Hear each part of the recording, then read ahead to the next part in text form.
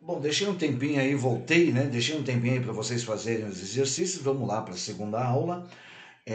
A segunda aula é página 389 e nós vamos falar do comércio, né? Então, assim, o comércio é características e transformações das estruturas produtivas.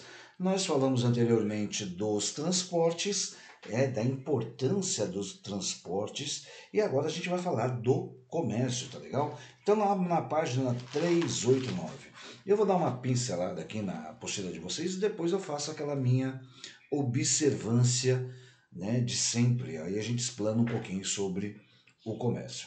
Então, tá lá, item 1.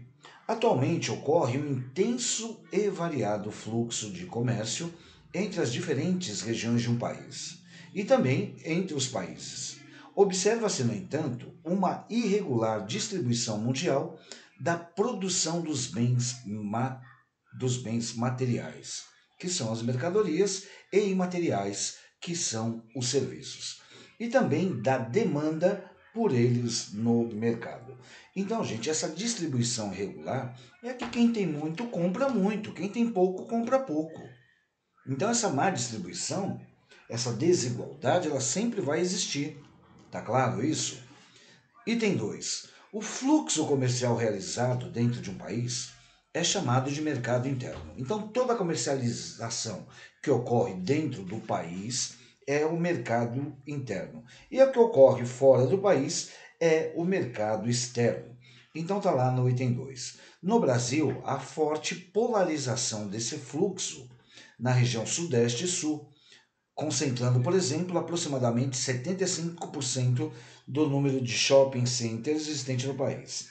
Então, isso é o comércio interno, tá? Então, 70% dessa comercialização interna, ele se resume aí a shoppings, né? Como eu coloquei na imagem de vocês aí, 75% está localizado aí na Sudeste e no Sul. Vamos lá, página 390. Item 3. O comércio entre países se realiza apoiado em um sistema de troca de bens materiais. Esse fluxo de comércio ou sistema de trocas envolve a realização por parte dos países de exportações e importações. O valor das exportações e das importações realizadas é registrado em uma conta nacional chamada balança comercial. Já expliquei para vocês o que é a balança comercial e como ela funciona. Exportação menos importação. Se eu exportar mais do que importar, a minha balança comercial fecha num superávit. Se a minha importação for maior do que a minha exportação, a minha balança comercial vai fechar negativa, ou seja, num déficit. E aí tá aí os exemplos de balança comercial. Tá legal? Então vamos lá para a página 391. A página 391, bonitinhos e bonitinhas, e também os demais, que esses eu nunca esqueço, tá lá. Item 4. Existe uma forte relação entre a potencialidade econômica de um país e a sua participação no fluxo de comércio internacional. Entre os países que se destacam no fluxo do comércio mundial, na condição de exportadores ou exportadores, encontram-se potências econômicas tradicionais e países emergentes. Foi aquilo que eu falei dos tigres asiáticos, dos novos tigres.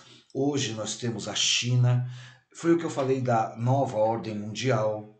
Foi o que eu falei da economia bipolar, né? Então aqui tem um ranking aí, principais economias do mundo. Olha lá, Estados Unidos e China, tá? Aí posteriormente Japão, Alemanha, Reino Unido, França, Índia, Itália, Brasil. Quem dera que esse ranking aqui fosse realmente verídico, né? E os principais economias exportadoras do mundo. Ó, o primeiro ranking é principais economias do mundo, isso em 2015. Nós estávamos aí até em evidência, tá? E depois as principais economias exportadoras do mundo, né? E aí percebe que a China, ela ocupa o primeiro lugar, ela inverte aí com os Estados Unidos, tá legal? Vamos lá, página 392. Item 5. Apesar da participação do Brasil no fluxo do comércio global ser relativamente pequena, em torno de 1,3%, as exportações e as importações brasileiras cresceram de forma acentuada nos últimos anos. Em 2014, o valor das exportações brasileiras colocava o país na 24ª posição no ranking de países exportadores. Então, nosso fluxo de comércio global, apesar de ser 1,3% lá em 2014, 2015, né, nos colocava aí na 24ª posição. Tá legal? E aí tem uns rankings que seria até interessante vocês darem uma olhada, mas eu não vou me ater a parar para ler um por um, porque sempre vai alternar China, Estados Unidos, né, aquela coisa toda. Item 6. No item 6, tá lá. O crescimento da participação do Brasil no fluxo do comércio global apoiou-se no aumento das exportações de commodities, resultado do avanço tecnológico do aumento da demanda global. Da demanda global e dessa forma dos seus preços no mercado internacional. Em 2012, a participação, olha lá, 2012, a participação relativa das commodities no total das exportações brasileiras, né? Percebam aí que essas exportações brasileiras era de ordem, olha aí, pasmem, 70%, gente, né? Então, se a gente for comparar isso com alguns países, eu posso até chamar de países desenvolvidos, né? É uma coisa assim bem realçada aí. A maior parte desses produtos foram exportados para a União Europeia, China, Estados Unidos e Rússia e Japão. Professor, tem muita gente que vai... Mas o que são commodity, né? São produtos que funcionam como matéria-prima, né?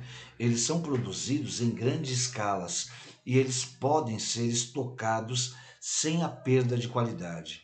Então, é o petróleo, é o suco de laranja, é o congelado, é o boi gordo, é o café, é soja. Commodity em inglês, né?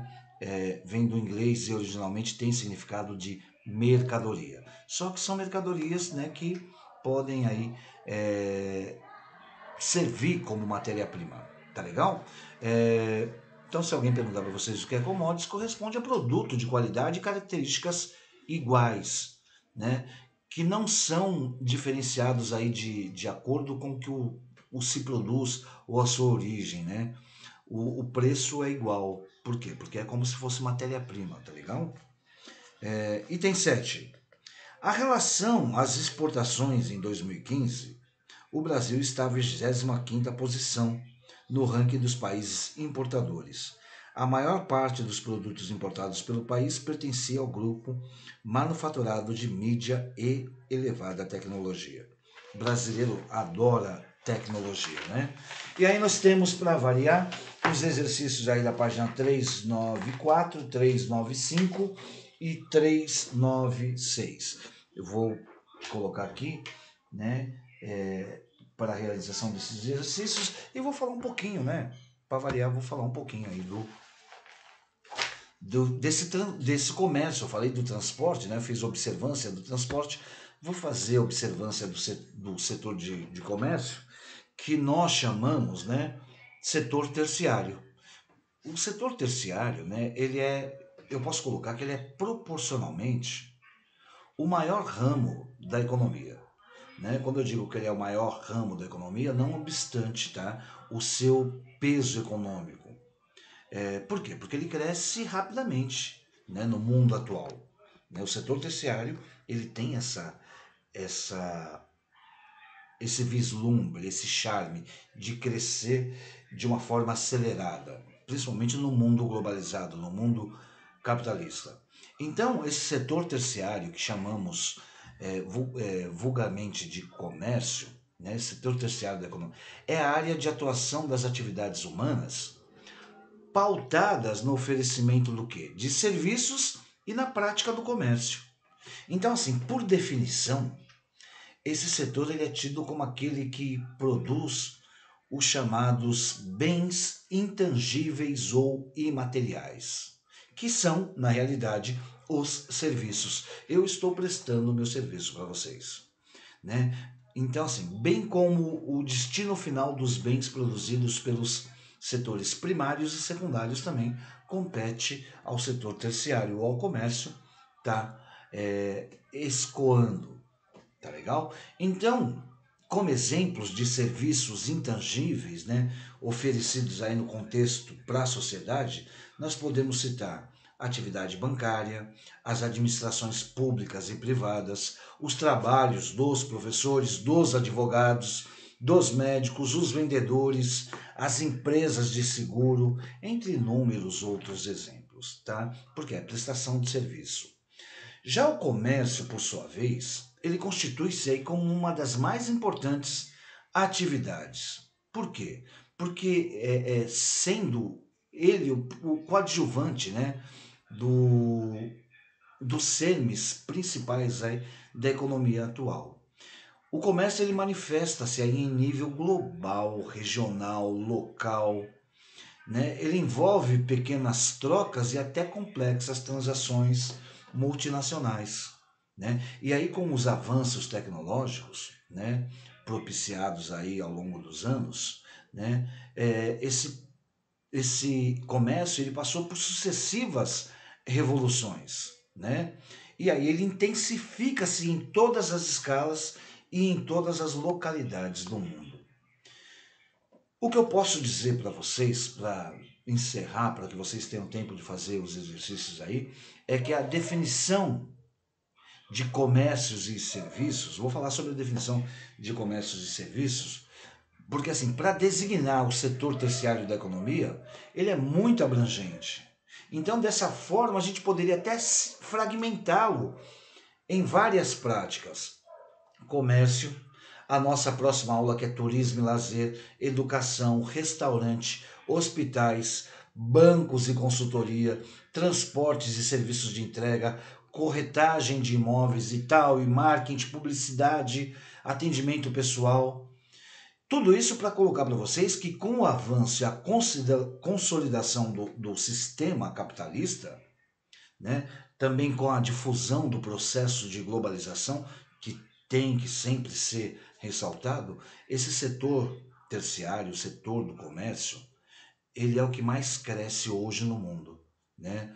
É o advento do que nós chamamos aí de economia de mercado, né? E essa economia de mercado, ela propiciou que países desenvolvidos e alguns países emergentes, eles empreguem aí cerca de 70% da população mundial, né? 70% da população mundial. Além disso, quase tudo no mundo, no planeta, passa pelo setor comercial, né?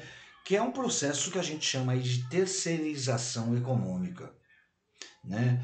E a concentração da mão de obra na área de comércio, e principalmente de prestação de serviço, ela deve ser a inúmeros fatores. Dentre eles, aí a gente pode citar o crescimento da complexidade econômica, a dependência maior de trabalhadores em serviços que depende da oratória, da verbalização, né? Em função do menor tempo disponível e a especialização das empresas aí de telemarketing e coisa e tal e coisa. Então, no entanto, dentre todos esses fatores responsáveis pelo crescimento do comércio, tem um que faz a gente nos remeter aí ao campo, né? É a mecanização do campo. Porque quando há mecanização do campo, expurga-se as mãos de obra, né? E a atividade industrial, aí os setores primário e secundário, essas áreas elas passam a gerar desempregos com a mecanização, né? E aí o comércio ele tem essa coisa de absorver, né, essas mãos de obras, né, essas mãos de obras aí em qualquer segmento seu.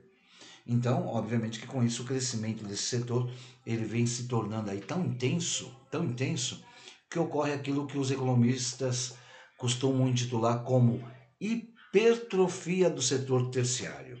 O que é essa hipertrofia do setor terciário? Nada mais é do que o crescimento desordenado e não sustentável, né, da área de serviços e comércio. A principal consequência desse fenômeno de hipertrofia do setor terciário, ou seja, ele não tem para onde crescer, é o crescimento da atividade informal, os bicos, né, que também é conhecido aí como a economia subterrânea, a exemplo dos camelôs, vendedores ambulantes, etc, etc, etc. Um exemplo do que eu estou falando são as empresas de confecção de roupas. Antes, elas contratavam os seus costureiros, né, para qualquer empresa do setor secundário, como uma fábrica normal. Hoje, a tendência são as chamadas facções. O que são essas facções? São as empresas onde o trabalhador ele produz na sua própria casa e ele monta a sua própria equipe e aí ele vai vender as suas produções a um preço mais baixo para as grandes empresas. E aí, com isso, não há pagamento de direito trabalhista e nem o respeito pelas leis do trabalho, né? Como a jornada máxima aí de 40 horas semanais. Uma vez que a exigência passa a ser em torno do que se produz, ou seja, apenas por produtividade. Entenderam? Espero que sim. Gente, ó, então não deixem de fazer os exercícios. Eu vou pedir nessa semana que iremos adentrar aí, né? Logo, para que vocês me mandem todos os exercícios respondidos. Então, por isso que é bom deixar a apostila em dia. Tá legal? A nossa próxima aula vai ser a aula 52, o turismo como organizador do espaço geográfico. Tá legal? Deus abençoe a todos, forte abraço, estamos juntos, sempre juntos.